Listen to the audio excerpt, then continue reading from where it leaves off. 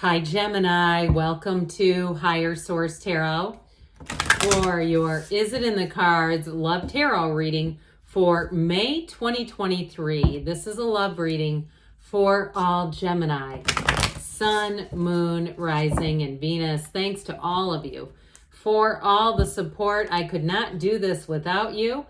And if you are new here, welcome. I post new readings on Friday, then again on Monday.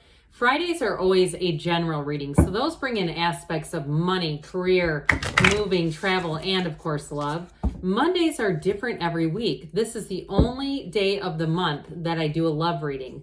Next Monday, it'll be something entirely different. Today, we are starting things off a little bit with an oracle card reading, and then we'll have the tarot. But if you like tarot and you like the channel, I'd love to invite you to subscribe to Higher Source Tarot. What advice do you have for Gemini, Sun, Moon, Rising, and Venus about love? What does Gemini need to know about love? All right. So this is the Whispers of Love. We'll take 3 of these and we'll get right into the tarot. Ooh, I love you. These are powerful words, and there's something about that harp. It seems like some sort of a symbol or a sign to somebody. So I'm telling you, if you go somewhere and you start seeing harps, they're trying to talk to you. And then you have here, turn on your heart light. We know that song, don't we? I think, is that Neil Diamond or is that a Barry? I forget, but turn on your heart light, reflect on a time when you experience love. And I want to tell you, I watched an interview with Marianne Williamson. She's also used this song and spoke of this and said in the morning, start singing this.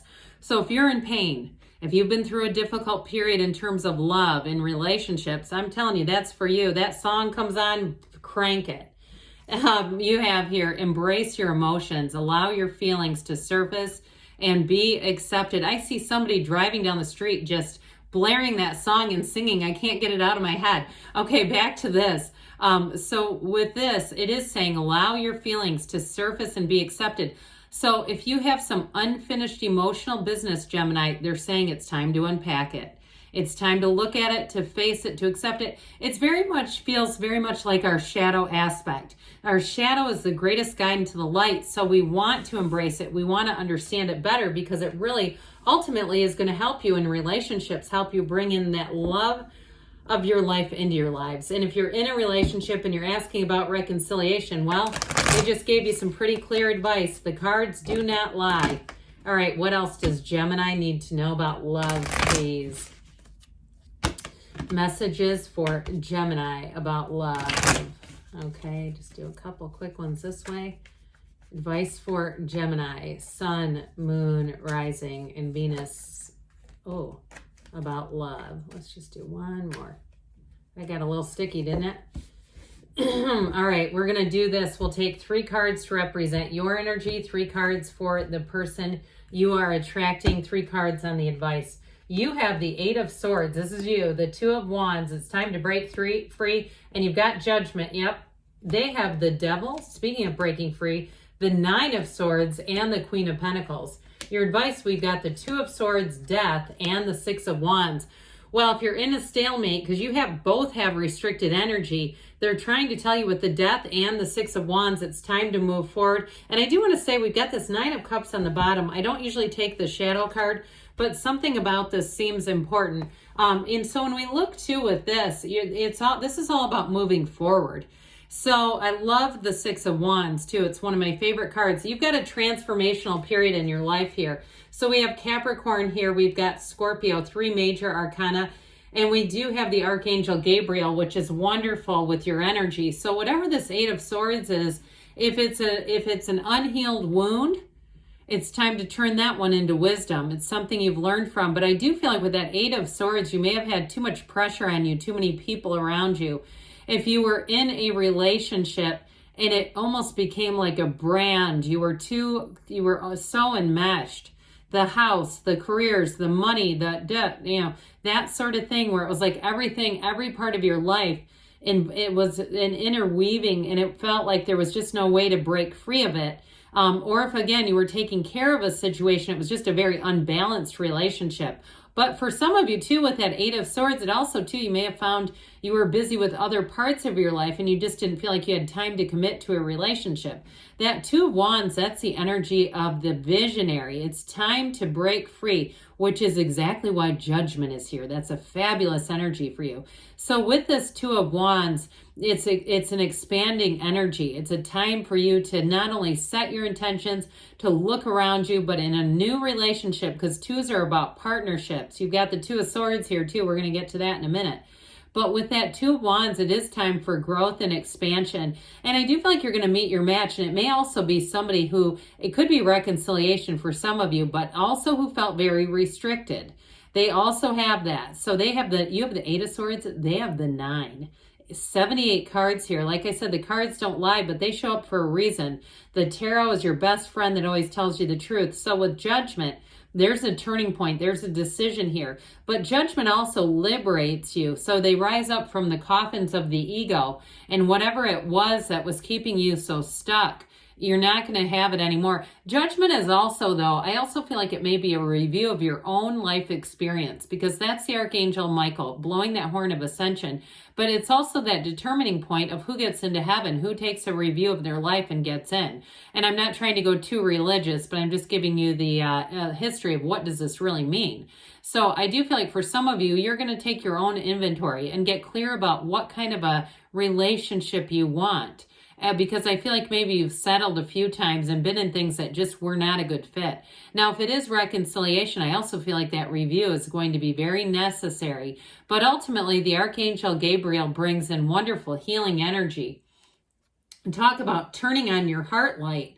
So with the energy that you're attracting here, I love the Queen of Pentacles, but my gosh, with the Devil and the Nine of Swords, look at all that black in the background. That's contrast, but it's also the shadow. And we talked about that before these cards were even pulled. And so I feel like this person has done a deep dive into who they are. They may have been a bit of a player in the past. I hear F-boy, but I don't want to say too much language on here. Lord knows what'll happen to me next. But with this energy of the devil there, it's restriction. And so I do feel like with a relationship, if it was very codependent, with that Nine of Swords, I feel like this person's been completely lost. Like that codependency is kind of all they know. And so if it's, again, reconciliation, folks, I do feel like they've had to do, and if they've been to a therapist, if they've gone to some kind of a spiritual path or something, I do feel like it'd be worth a second look. But I would say if they haven't done anything, it's time to close the door and look at somebody new. But with that Queen of Pentacles, there's the saving grace, because the Queen of Pentacles is very generous. The Queen of Pentacles is generous with love, with time, with commitment. So I do feel like with that Queen showing up here, it may be an earth sign too, Taurus, Virgo, Capricorn.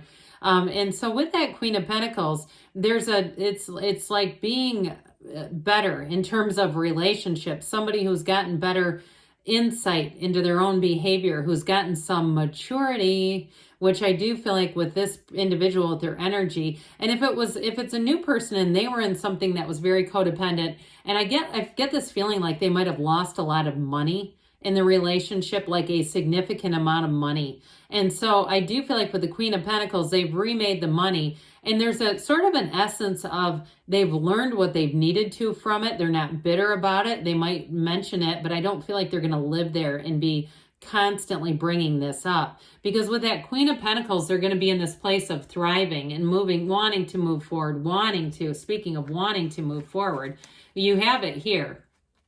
So this trio, I will tell you, yes, it's in the cards, Gemini, but I do feel like they're telling you it's time to put down those heavy swords.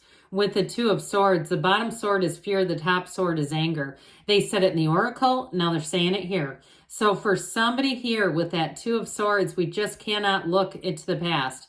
And you can look, but don't stare. It's like not living in the past. It really is about putting down the baggage.